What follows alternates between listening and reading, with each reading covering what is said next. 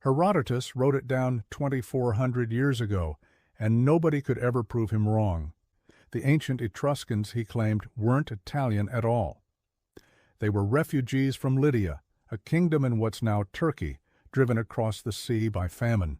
For over 2,000 years, that single sentence from the father of history sat unresolved, debated by scholars who had nothing but pottery and guesswork to work with. Then geneticists dug up 82 skeletons spanning 18 centuries of Italian history, ran the DNA, and settled the argument for good. The answer wasn't what anyone expected, and it opened up something far stranger sitting underneath it. Here's what actually happened to the ancient Etruscans, according to the most detailed genetic study ever conducted on their remains.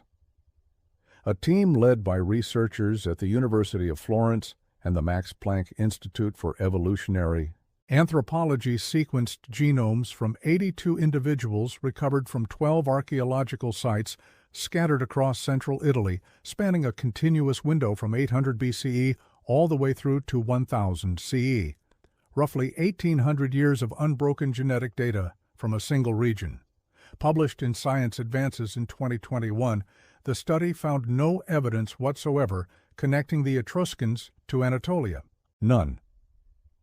Their genetic profile matched almost exactly with the Latin-speaking populations living right next door in early Rome. Both groups descending from the same local Bronze Age population, one shaped heavily by step-related ancestry that had already moved into Italy centuries earlier. Herodotus had been wrong for 2,400 years, and the DNA proved it in a single study. The Etruscans themselves were never a minor footnote in ancient Mediterranean history, which is part of why their true origin mattered enough to chase down this thoroughly. Before Rome ever became the dominant power in Italy, Etruscan civilization controlled much of the peninsula, and some of Rome's earliest kings are described in Roman tradition itself as having Etruscan origins. Etruscan society was known for sophisticated metalworking, advanced urban planning, and artistic traditions that directly influenced both later Greek and Roman culture. And some historians have described the civilization as the first genuine superpower to emerge in the Western Mediterranean, centuries before Rome itself rose to comparable prominence. A civilization with that level of historical importance, carrying a genuinely disputed origin story for 2,400 years, wasn't a trivial academic curiosity. It was a real gap in understanding one of the foundational cultures of the ancient Mediterranean world. But here's where the story stops being a simple case of ancient rumor debunked and starts turning into something considerably stranger. The Etruscans spoke a language unrelated to Latin, unrelated to Greek, unrelated to virtually anything else in ancient Europe, a linguistic isolate that still puzzles historical linguists today. If their DNA was essentially identical to their Latin neighbors, why was their language so completely different? Geneticist David Caramelli, one of the study's senior authors, described the resulting picture as a genuine paradox. A population showing a massive genetic shift toward the same steppe ancestry carried by every other Indo-European speaking group in the region, while somehow ending up speaking a language that isn't Indo-European at all. The researchers concluded this meant the non-Indo-European language must have survived through a long, complicated period of cultural assimilation, an existing Etruscan-speaking community absorbing new populations and new bloodlines over centuries, without ever losing hold of their own distinct tongue. Genes and language, in other words, went their separate ways, a rare and genuinely counterintuitive pattern that most population history doesn't produce. Think about what that actually requires happening on the ground, generation after generation. A community keeps speaking its own language while its underlying gene pool gets substantially reshaped by newcomers arriving from the steppe, which means those newcomers, rather than imposing their own language the way conquering or dominant populations typically do elsewhere in the historical record, instead adopted the language of the people they were marrying into and settling among. That's the opposite of the pattern researchers usually find when tracking how major language families spread across ancient populations, where incoming groups more commonly impose their own tongue on the populations they encounter, exactly as happened when Latin itself eventually spread across the Mediterranean world. The Etruscan case runs the pattern backward, and researchers still don't have a fully satisfying explanation for exactly why it happened this way, in this one specific corner of ancient Italy and nowhere else nearby. That single finding would already be enough to justify calling this a solved 2,000-year mystery. It's not even the most dramatic part of what the research uncovered. The same study, because it tracked genetic ancestry continuously across nearly 2,000 years, rather than examining just one isolated time period, caught something happening to the population of central Italy that nobody had fully documented with this level of precision before. A genetic transformation so sudden and so total that the researchers themselves use the word dramatic to describe it in their own published paper. During the height of the Roman Empire, somewhere between roughly the 1st and 5th centuries CE, the genetic profile of central Italy shifted overwhelmingly toward Eastern Mediterranean ancestry. Not a gradual drift, a sharp, measurable pivot concentrated within a few centuries, reflecting a population that had been reshaped by an enormous influx of people connected to the empire's eastern provinces. A separate, even larger study published in Science in 2019 by a team including researchers from Stanford University put actual numbers on exactly how extreme that shift really was. Analyzing 127 ancient genomes recovered from Rome and its surrounding region, spanning from the Mesolithic period all the way through the Middle Ages, the team found that during the empire's peak, roughly 27 BCE through 300 CE, fewer than 30% of the people buried in and around the city carried genetic ties back to Italy's earlier population. The remaining 70% traced their ancestry to the Eastern Mediterranean, North Africa, and the Near East. Stanford geneticist Jonathan Pritchard, one of the study's senior authors, said the speed of that shift genuinely surprised the research team, describing population ancestry changing meaningfully within timescales of just a few centuries, tracking directly alongside Rome's shifting political fortunes and expanding imperial reach. Sit with that number for a second, because it's not a subtle statistical nuance. Fewer than 1 in 3 people living in the literal capital of the Roman Empire, at the height of Roman power, carried DNA connecting them back to the population that had built the city in the first place. The city that gave its name to an empire stretching from Britain to Syria had, by the time that empire reached its peak, become genetically dominated by the very provinces it had conquered. Slaves brought back from military campaigns, merchants drawn by trade, soldiers recruited from conquered territories and eventually settled with land grants. Administrators posted from one corner of the empire to another. All of it flowed into Rome and rewrote its population from the ground up, inside a handful of centuries. Try imagining the equivalent happening to a major world capital today, and the scale becomes easier to grasp. It would mean that within roughly 300 years, 7 out of every 10 residents of that capital city trace their ancestry to territories the country had conquered or absorbed during that same window, while less than a third of the population descends from the people who originally founded and built the city itself. No modern nation has experienced anything remotely close to that scale of demographic transformation within a comparable time frame, which is part of why the Roman findings landed with such force when they were first published. Ancient Rome wasn't simply an empire that happened to rule over diverse conquered peoples from a stable home base.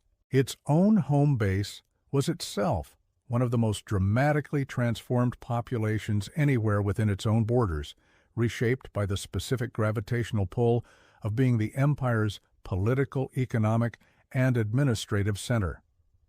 Researchers studying this shift have specifically connected it to the practical mechanics of how the Roman Empire actually functioned as a political and economic system, rather than treating it as some vague, undirected drift. Rome ran on slavery, and a substantial share of the enslaved population brought into Italy during the imperial period came specifically from the empire's eastern territories, from Greece, Anatolia, the Levant, and Egypt, regions with dense populations and well-established trade and military contact with Rome. Soldiers recruited from across the empire's eastern provinces, after decades of service, frequently settled permanently in Italy rather than returning to their home regions. Merchants and traders moved constantly along Mediterranean shipping routes that connected Rome directly to Alexandria, Antioch, and a dozen other major eastern cities. Put all of that together across 2 or 3 centuries of sustained imperial activity, and the genetic transformation documented in the DNA record stops looking mysterious and starts looking like the entirely predictable outcome of exactly how the empire actually operated day to day.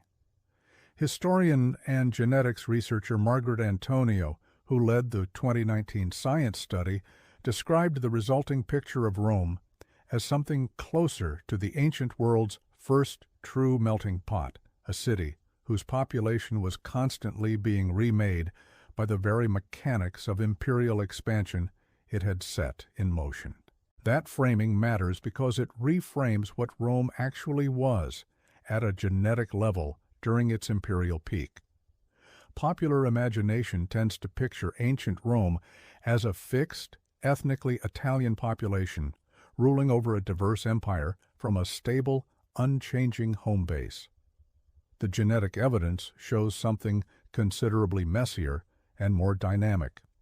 A home base that was itself being continuously reshaped by the empire's own expansion, absorbing new populations faster than most casual observers of Roman history would ever assume possible, until the rulers and the ruled became, at the level of the genome, considerably harder to tell apart than the traditional narrative suggests. The same broader research effort extended its reach beyond Rome itself, examining skeletal remains from across the wider empire, from Britain in the northwest to the eastern provinces bordering Persia, and found a genuinely consistent pattern.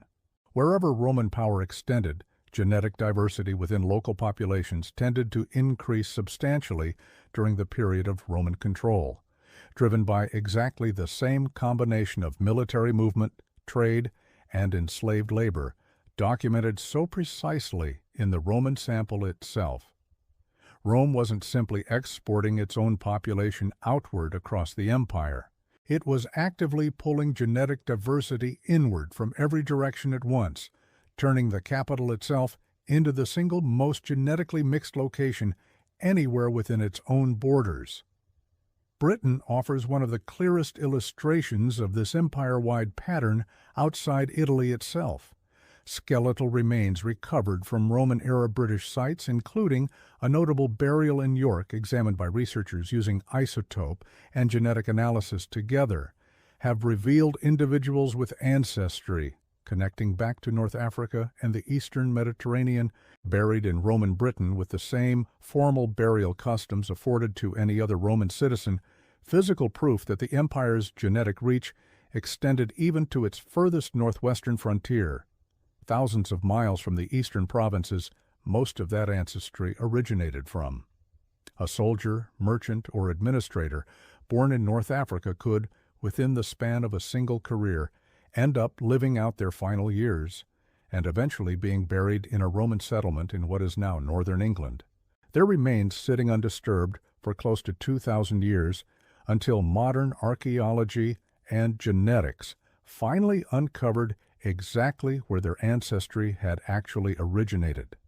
Then Rome fell, and the DNA record shows the population shifting again in a completely different direction this time.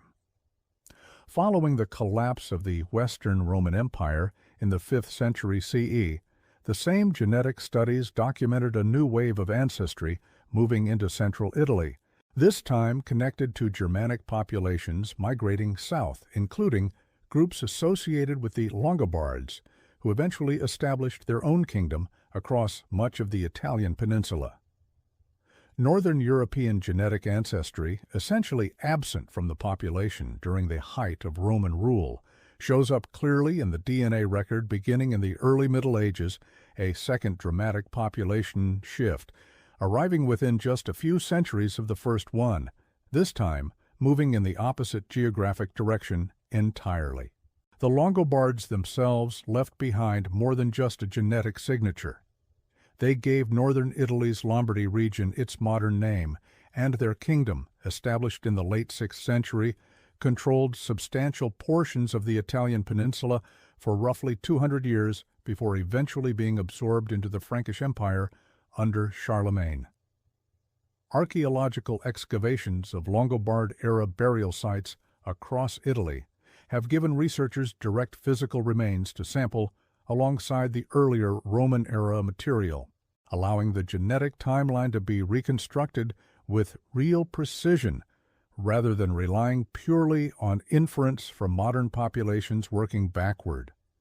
The resulting picture shows Northern European ancestry appearing specifically in central and northern Italy during exactly this documented historical window, a genetic signal arriving in near-perfect alignment with the written and archaeological record of Germanic settlement following Rome's collapse. And then, after that second upheaval, something genuinely unusual happened.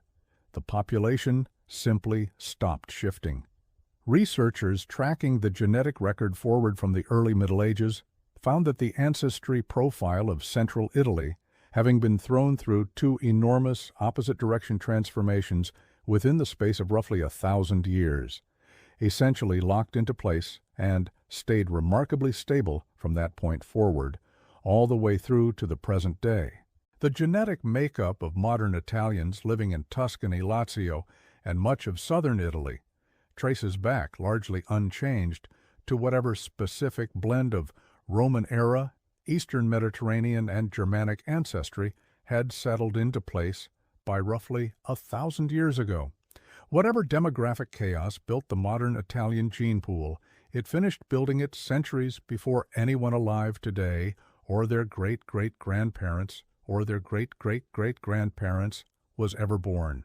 That stability itself becomes a genuinely useful diagnostic tool for historians and geneticists working on adjacent questions, because it means any specific genetic signal detected in a present-day Italian sample connected to a documented historical migration or population event can be reasonably assumed to have arrived sometime before that 1,000-year stabilization point, rather than reflecting anything more recent.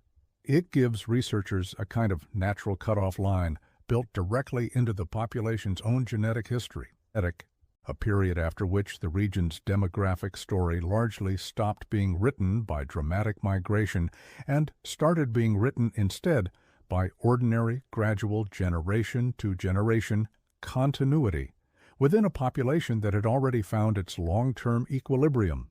That stability is worth pausing on because it means the modern Italian population sitting today in the exact same geographic region that saw fewer than a third of its Roman-era residents carry ancestral continuity, and that later absorbed an entirely separate wave of Germanic migration on top of that, has spent the last 1,000 years essentially undisturbed by any comparably dramatic demographic event. Two enormous upheavals back-to-back within a single millennium. Then close to 1,000 years of relative genetic calm. The modern Italian population isn't the product of gradual, steady evolution across 2,000 years. It's the product of two violent demographic earthquakes, compressed into a surprisingly narrow window of time, followed by an extended period where the dust never really got kicked up again. Compare that pattern against Italy's own turbulent political history across the same 1,000-year stretch, and the genetic calm becomes even more striking by contrast. Italy endured Norman conquest in the south, centuries of fragmentation into competing city-states and rival kingdoms, Repeated waves of foreign invasion from France and Spain, the rise and fall of maritime trading powers like Venice and Genoa, and eventually unification into a single modern nation in the 19th century. Politically and culturally, this was anything but a quiet 1,000 years. Genetically, according to the evidence currently available, it mostly was, at least compared to the two seismic shifts that preceded it. Political chaos on the surface, apparently, doesn't automatically translate into the kind of large-scale population replacement visible in ancient DNA.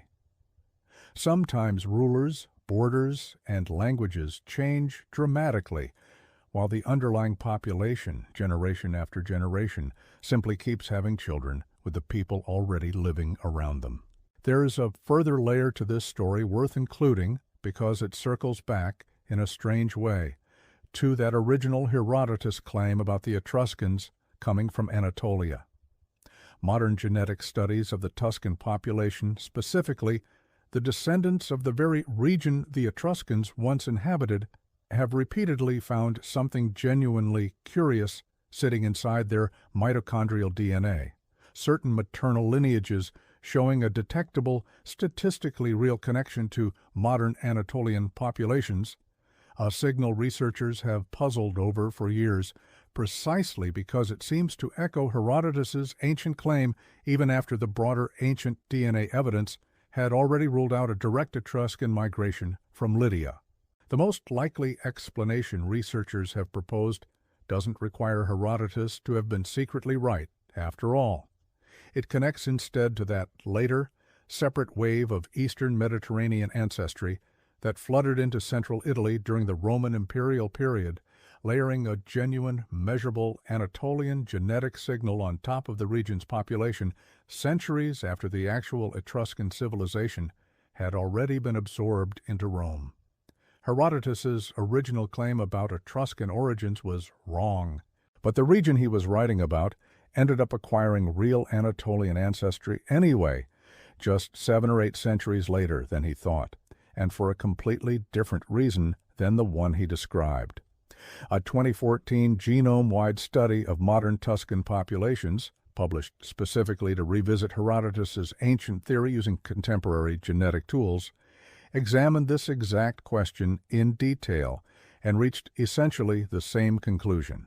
The researchers found real measurable genetic affinity between certain Tuscan communities and Eastern Mediterranean populations, but concluded the most plausible source was recent enough historical contact and gene flow, most likely tied to Roman-era population movement, rather than any direct unbroken lineage stretching back to a Bronze Age Lydian migration. In other words, 21st century genome sequencing, run specifically to test a 2,400-year-old historical claim, ended up confirming that the ancient historian had correctly noticed a real genetic signal in the region he was writing about. He had simply attributed it to entirely the wrong historical event, one that hadn't happened yet when he made his original claim. That's a genuinely remarkable coincidence once you sit with it properly. An ancient historian makes a specific claim about a specific ancient people's origin. Modern genetics definitively disproves that specific claim using direct ancient DNA, and yet modern descendants of that exact same region still carry a real, measurable genetic echo of the very connection Herodotus originally described, just arriving through an entirely different historical channel centuries after the population Herodotus was actually writing about had already stopped existing as a distinct group. Two separate historical processes separated by hundreds of years converging on a genetic signal that superficially looks like it's confirming a 2,400-year-old rumor when what it's actually confirming is something considerably more specific and considerably more interesting. Put the entire timeline together and Italian population history stops looking like the simple, ancient, unbroken lineage most casual observers assume it represents.